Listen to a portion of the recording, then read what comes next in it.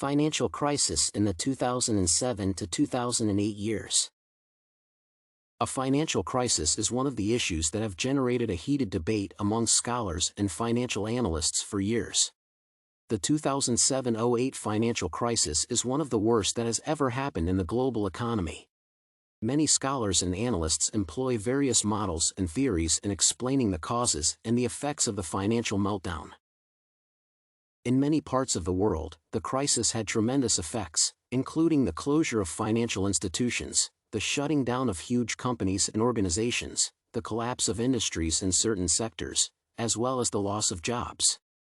It forced various governments to bail out their banks to ensure the continuity and stability of the economy.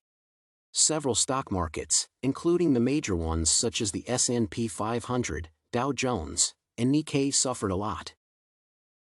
The most affected industry in the economy of the United States was the housing market, which resulted in evictions, foreclosures, and stretched joblessness. The problem was even greater in Europe since it led to the 2008-2012 global depression and contributed to the European sovereign debt crisis. In 2007, the financial crisis reached its peak when it was declared that the phase had reached a liquidity crisis stage. The values of securities related to the real estate pricing fell in 2006 in the U.S. when the housing bubble busted. These are some of the financial issues that have been of interest to me for several years. I sought to capture the real causes of the financial crisis since it is established through research that it is not usually caused by a single factor. In this regard, I interviewed one of the professionals from one of the best performing companies in the economy. I contacted one of the leaders of Cabot, Cobit, and Forbes organization, which is a real estate firm in the country. The director, Mr. Charles H. Spalding, noted that the firm is one of the oldest in the real estate market, having developed through his leadership. The firm was also affected in 2007 when the real estate industry nearly collapsed. Many firms in the industry collapsed, but the firm was lucky to survive mainly because of its strong strategies. The director was quick to mention that the financial crisis is one of the most dangerous to the economy since it does not spare any firm or individual. It does not look at the size of the organization, financial strength, or leadership. I found the director through LinkedIn, which is one of the social sites utilized by directors and other executives in discussing issues. As earlier noted, I chose the financial crisis because it affects all sectors of the economy. I was sure that the director would give me his personal experiences as regards to the financial crisis.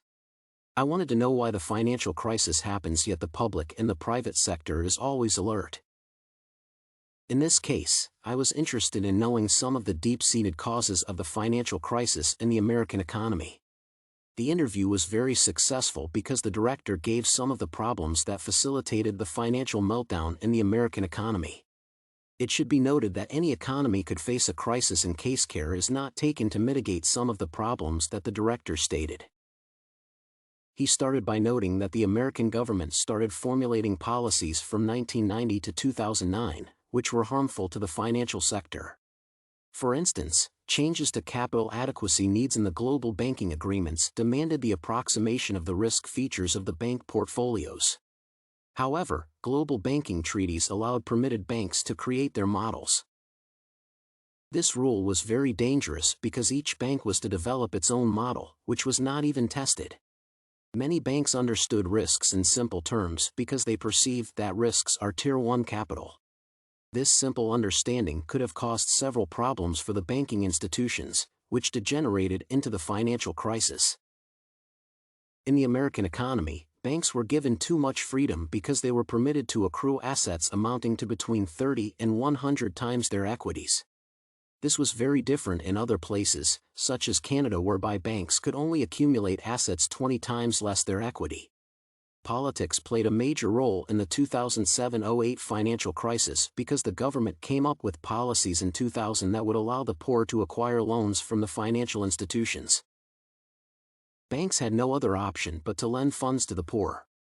This was done by lending money to the so-called subprime market, which was the immediate cause of the financial crisis. The government influenced the GSE to back the bank's initiatives of lending money to the poor. The GSE resorted to buying subprime mortgages from banks. This resulted in various problems, the worst being the financial crisis. Through the interview, I noted that the government has a tremendous effect on the economy of the country. This means that its economic policies have direct impacts on the performance of the economy. From the interview, I was convinced that the US government was majorly to blame for what happened to the economy. In this regard, it was justifiable for the government to bail out banks.